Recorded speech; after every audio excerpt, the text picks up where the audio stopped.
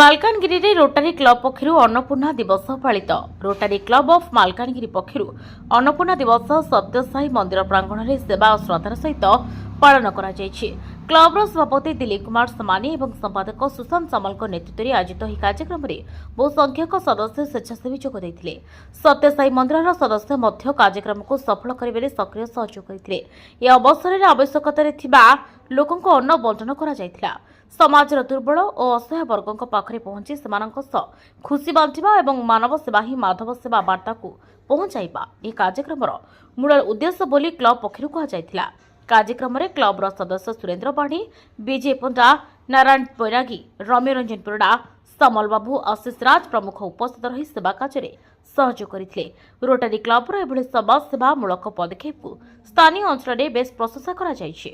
ମାଲକାନଗିରିରୁ camera person Pintu କୁମାରଙ୍କ ସହ ଈଶ୍ୱର ଆଦେକଙ୍କ ରିପୋର୍ଟ, ଆଦର୍ଶ ନ୍ୟୁଜ୍।